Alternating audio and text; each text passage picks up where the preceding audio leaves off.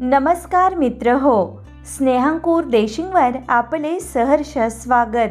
आज आपण पाहणार आहोत छत्रपती शिवाजी महाराज यांच्याविषयी अतिशय सुंदर मराठी भाषण.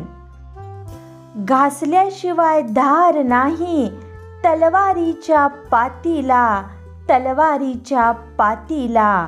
शिवरायांसारखे दैवत लाभले महाराष्ट्राच्या मातीला, महाराष्ट्राच्या मातीला. सर्वप्रथम रयतेचा राजा, आदर्श राजा श्री छत्रपती शिवाजी महाराज यांना माझा मानाचा मुजरा, मानाचा मुजरा. सन्माननीय व्यासपीठ, उपस्थित सर्व मान्यवर, वंदनीय गुरुजन वर्ग तसेच सर्व शिवभक्त रसिक हो. सह्याद्रीच्या कड्या कपाऱ्यांनाही घाम फुटेल, झाडे झुडपेही शहारतील, विशाल नभालाही ज्यांच्या समोर झुकावं वाटेल, असा रयतेचा राजा, लोककल्याणकारी राजा, मावळ्यांचा सोबती, बहुजनांचा कैवारी म्हणजेच छत्रपती शिवाजी महाराज. इतिहासाचे साक्षीदार उभे तुमच्या समोर, किल्ला एक एक न्याहाळा, आठवा शिवबांचा कारभार, आठवा शिवबांचा कारभार. दिली उभारी मनाला, झाले वाऱ्यावरती स्वार, झाले वाऱ्यावरती स्वार. हर हर महादेव गर्जले ते चार मावळ्यांच्या जोरावर, ते चार मावळ्यांच्या जोरावर. 19 फेब्रुवारी 1630 रोजी शिवनेरी किल्ल्यावर तोफांचा कडकडाट झाला. सनई चौघडे वाजले, साऱ्या आसमंती आनंदाची उधळण झाली.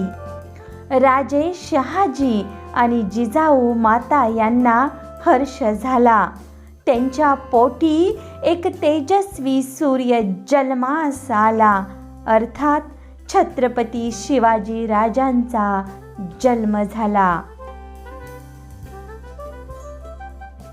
माता जिजाऊंनी शिवबा राजांवर उत्तम संस्कार केले. शिवबांचे व्यक्तिमत्व अष्टपैलू घडवले. जिजाऊंनी पाहिलेले स्वराज्याचे स्वप्न शिवबा राजेंनी प्रत्यक्षात साकार केले. त्यांना स्वराज्य निर्मिती करताना अनेक संकटे आली, पण ते डगमगले नाहीत. आपले स्वराज्य निर्मितीचे कार्य अविरतपणे चालूच ठेवले.